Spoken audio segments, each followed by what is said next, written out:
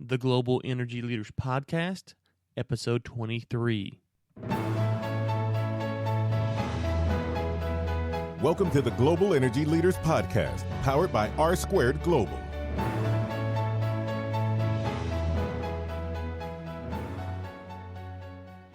Welcome to another edition of the Global Energy Leaders Podcast. As always, I'm your host, Ryan Ray. So good to have you. And today we have on a special guest. We have on James Ellsmoor, who is on the Forbes 30 Under 30 energy list. James, how's it going today? I'm doing great. Thanks for having me.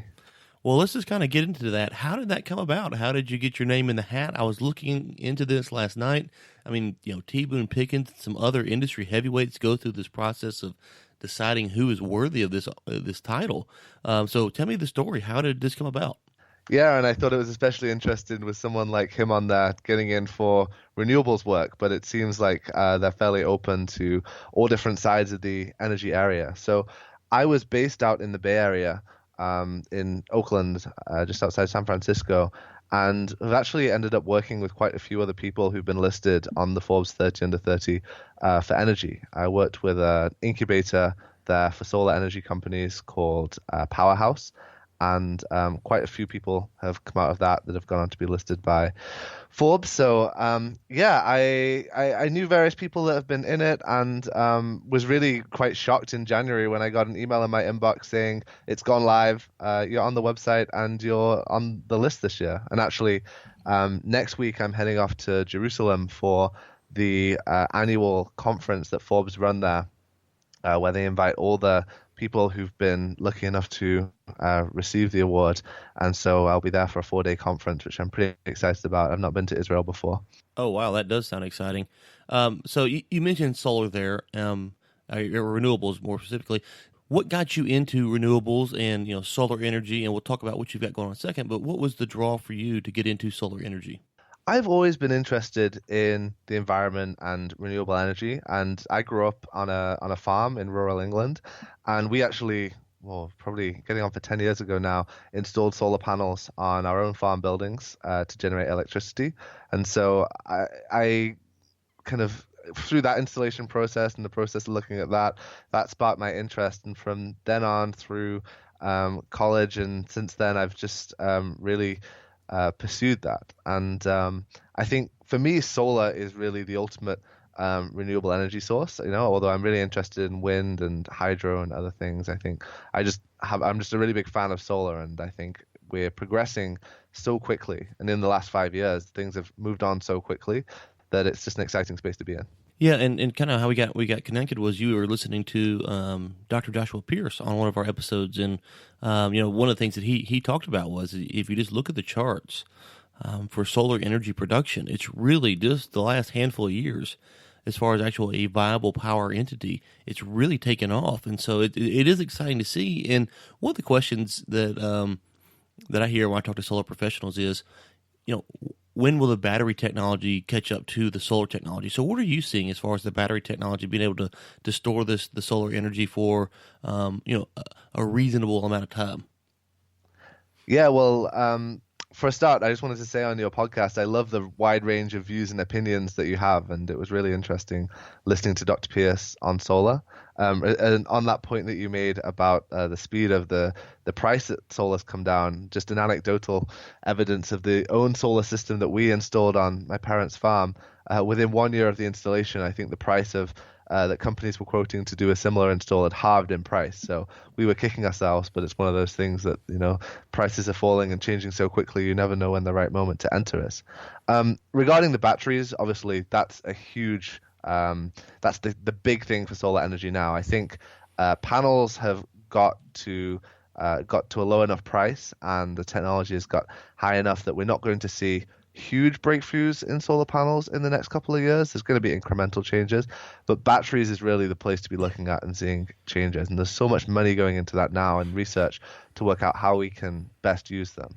As you say, batteries are still rather expensive, but it's exciting to see. And sorry to use the obvious example, but Tesla over the last year, and particularly with their new partnership with SolarCity, they're really pushing the battery technology for microgrids and for solar. And so It's difficult to know, but I think over the next couple of years we're seeing things change quickly, and I'm hoping for some big breakthroughs. One of the reasons that I find it so interesting working in the island regions, and I know we're going to come on to talk about that a little bit later, is that I'm working in some countries where the electricity costs are 3 or 4 times higher than the US, and so batteries in those countries are already economically viable, and these countries are really leading the way in terms of embracing them. I think it's going to be a few years before they're economically mainstream in the US, but we're heading in the right direction.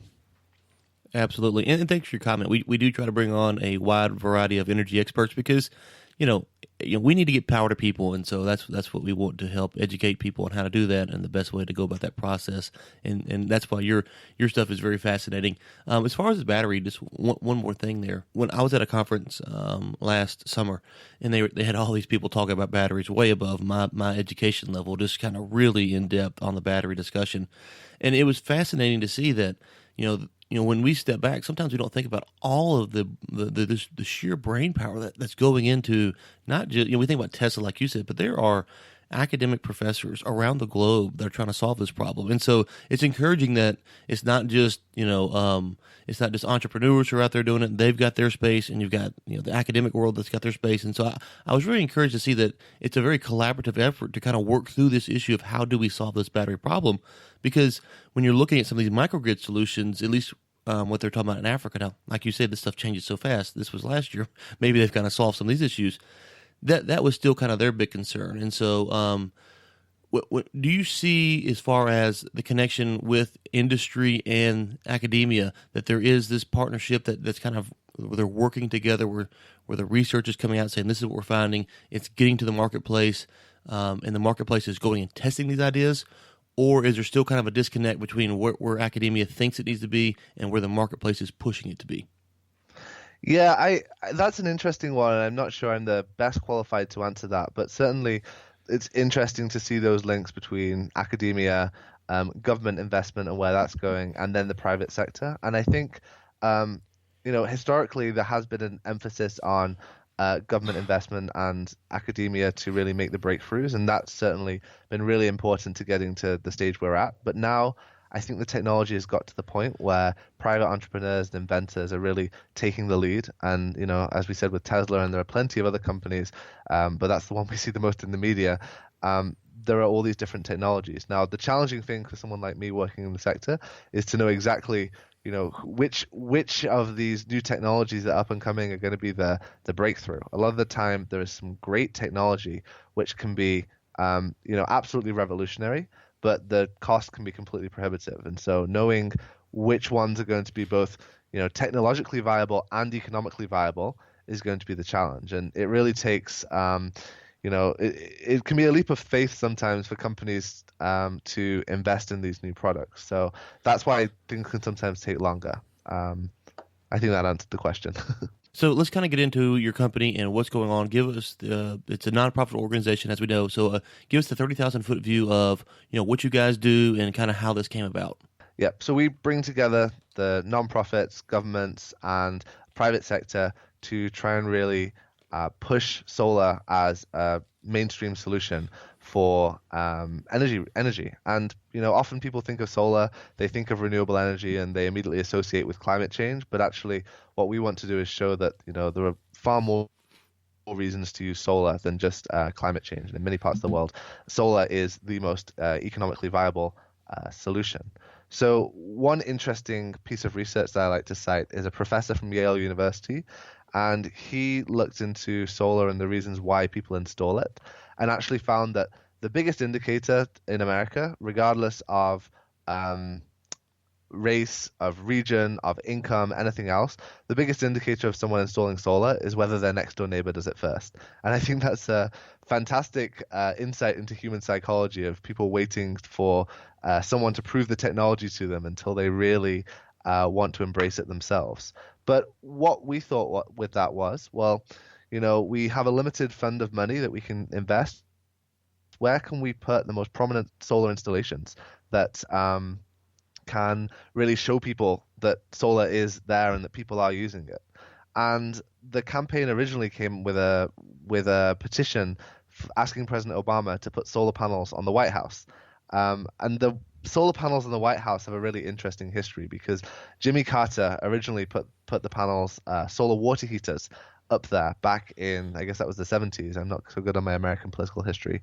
And those solar water heaters were taken off by Ronald Reagan, who said something along the lines of solar wasn't a becoming source of energy for a president.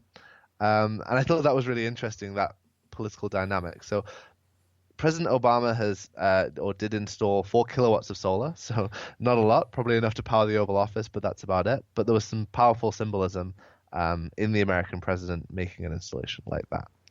And we took that idea worldwide and said, okay, we really want to work with governments and encourage them to install solar energy on, the White House equivalent in whichever country, whatever makes sense locally.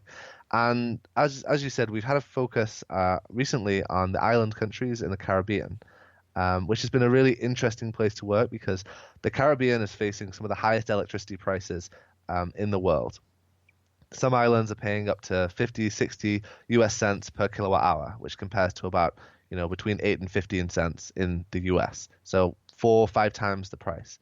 And islands like Jamaica are paying, between 30 and 40 cents per kilowatt hour. So there's a real need there to find an economical electricity source, particularly when the average income in Caribbean countries is, depending on the island, half to a third to a quarter of US incomes. So we've been working there to work out how can we push solar energy and how can we show that somewhere like the Caribbean, which obviously has so much sun, can use solar energy as their solution. And there's a lot of really interesting work happening with renewable energy there.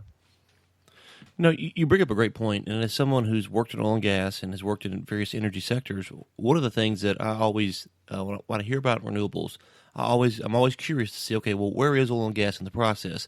But here, I'm not an expert on these islands and what kind of natural resources they have as far as oil and gas goes. I'd imagine it's not very much, if at all. And so this is a very simple solution that would seem to fit in well with kind of how their normal everyday life goes. The other question I would have is on this is how does wind energy tie in? Because with all the being surrounded by water, you'd imagine there's a lot of wind potential there as well. Is that are y'all coupling that with your solar, or is it just strictly a solar is kind of taking the place of wind in these spots, or what's going on there? No, wind is definitely a solution that people are looking at, and the other one that sometimes people bring up is tidal or wave energy as well. And I guess the advantage that solar has over all of those is that for a big wind farm, it's really all or nothing. You have to, even a small wind turbine requires a lot of groundwork and a big investment. And solar, you can really do in an incremental process of having, small amounts of panels put on individual houses. And one of the biggest barriers in the Caribbean to investment in renewable energy is that having the finances to make the initial investment. And so wind is often prohibitive in those for those reasons.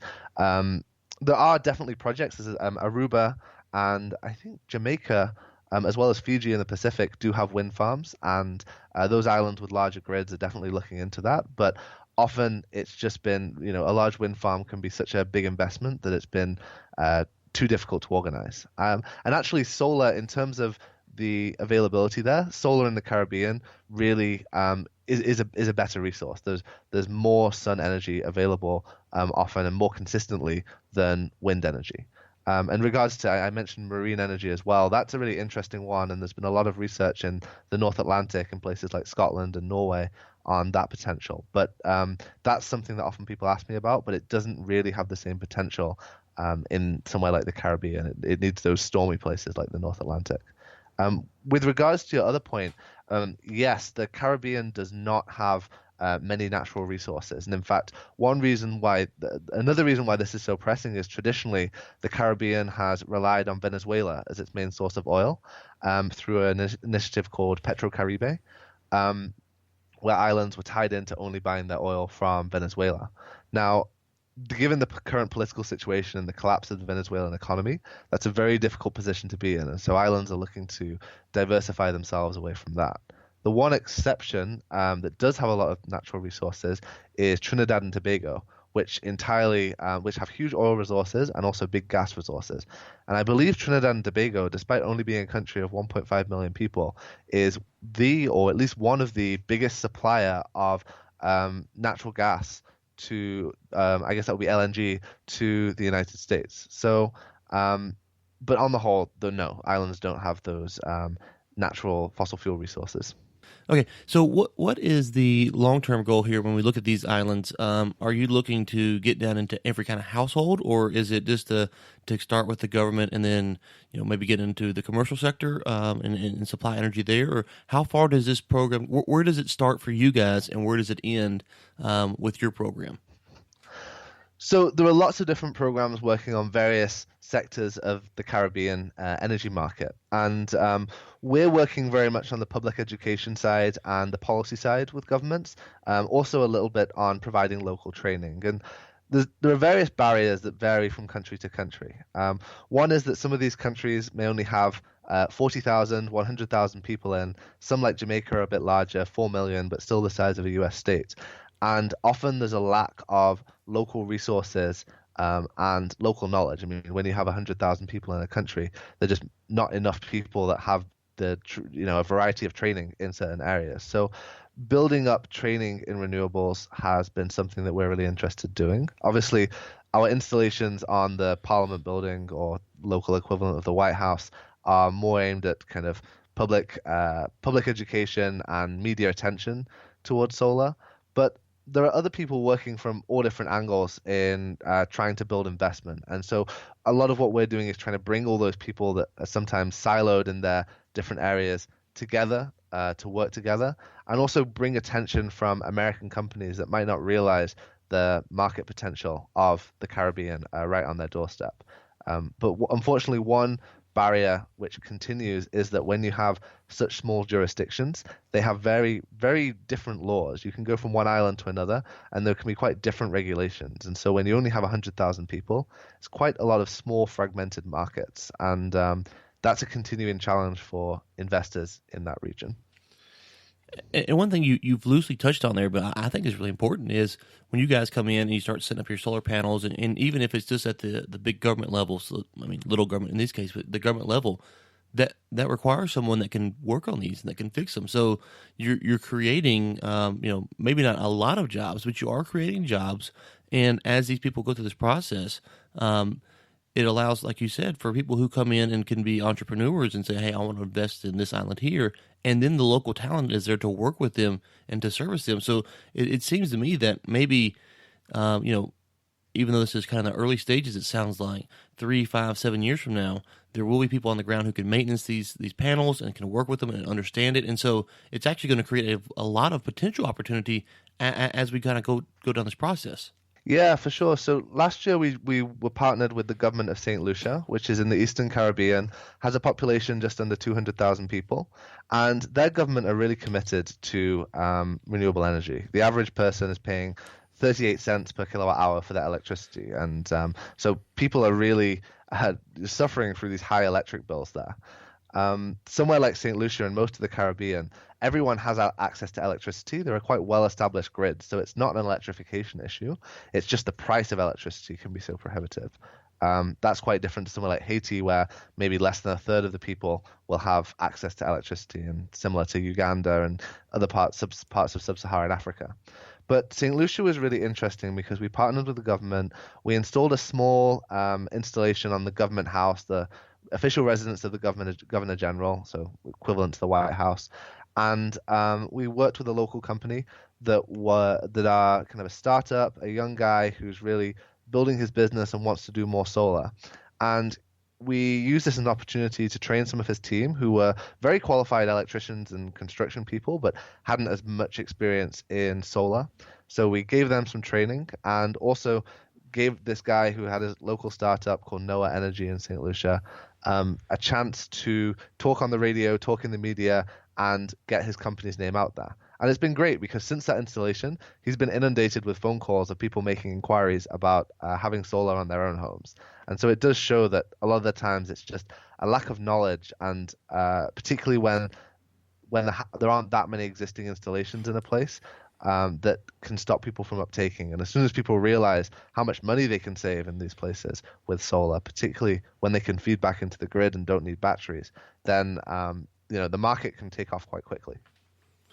Right, and I don't want to get into economics lesson here, but what you're basically saying is that if the homeowners can save money, well, that's good for the economy down there in general, because they can take that money they're saving on energy, they can save it, they can send their kid maybe to college or save for retirement, and so the standard of living goes up. So it's really it's more than just about solar energy. If you kind of step back and look at the whole picture, because this as it gets embedded into the ethos of these islands, it's really going to have long lasting impacts, because the power goes down, and so I think it's a great program. And I've got to ask now, you're working in these really tough to work locations, and I'm using the air quotes here. Where are you guys going next, or can you tell me that information? Yeah, so we're hopefully by the end of May we'll be completing an install in partnership with the government of Jamaica, so on the Prime Minister's residence in Jamaica. And that's a really exciting place. There's a lot going on there, and the government have committed to 30% renewable energy by 2030. So it's a big leap from going, most of these islands right now are generating their electricity entirely from diesel generators, even somewhere with a more established grid. And so that's such an expensive way of generating electricity. Coal and nuclear and other things that you can do en masse just aren't possibilities, because they haven't got the economies of scale. There aren't enough people to buy the electricity. So they're going from this diesel generation and really committing towards renewable. So I'm hopefully heading out to Jamaica in May, which I'm really looking forward to. That'll be a new experience to me. And the government there, as I said, are really pushing this. One issue that the local utility are having in Jamaica, and this applies across the Caribbean, is that as battery prices are falling, people are starting to take themselves off grid, and the utilities are really suffering. Now, I raised that while talking about Jamaica, because the university in Kingston, the biggest university in Jamaica, University of the West Indies, have just announced this month that they plan to take themselves entirely off grid and generate their own electricity in their own microgrid. And so issues like that are going to be really pressing for the utility in Jamaica. If this big customer, whole university, are taking themselves off grid, it sets a precedent for a lot of private companies and private homeowners to start doing that. And even more so as battery technology gets cheaper. Now, we could do, I think, a whole episode on emerging economies, and will they ever be on the grid versus the first world quote unquote countries, and how they will get off the grid and what's going to happen there. I think that is a fascinating discussion that we're going to actually have as energy professionals in the next few years, because you are seeing a lot of discussion about if you get off the grid, what happens to the power company. If a major player, like you said in this Jamaica case, gets off, well, can the rest of the people actually support the power company to keep it open and viable? So there's a lot of interesting stuff there, and I know we don't have time to really dive into that today, but one final thing before I let you go, is there anything that you'd like to plug, promote? I can't say anybody's going to feel bad for you. You're going to Jerusalem, you're going to Jamaica, you're working the Caribbean, so you're not going to get a lot of sympathy with the audience, but maybe tell us something more awesome that you're going to be doing here the next few months. Yeah, well, I've been quite fortunate with the travel recently, and obviously the Caribbean is a fantastic place to work. So I appreciate that. I just encourage people to check out our website, www.solarheadofstate.org, and hopefully you'll be able to link that in the info. And I'm more than happy to get in touch with people who are interested in the Caribbean as a market or the work that we're doing. So you can get in touch with me through our website. Absolutely, and we'll link to that, your website, and the Forbes 30 Under 30 article as well, so people can find out more about you. Well, look, thank you so much for your time. You've been gracious to us this morning, and fascinating stuff you guys have going on. We wish you the best of luck, and hope to have you on again in the future. Thanks so much for having me, Ryan. Thanks again to James for coming on. Really, really enjoyed the content there. Guys, quick reminder, our Trump 100-Day Energy Roundtable will be coming out the week of May the 3rd. Do not forget to check that out. As more details come available, we will release them to you. This month's book giveaway is again on the website, globalenergymedia.com, and you can go and see what it is. I'm not going to tell you. It's a surprise. So go check it out. Until next time, keep climbing. Thanks for listening to the Global Energy Leaders Podcast, powered by R Squared Global.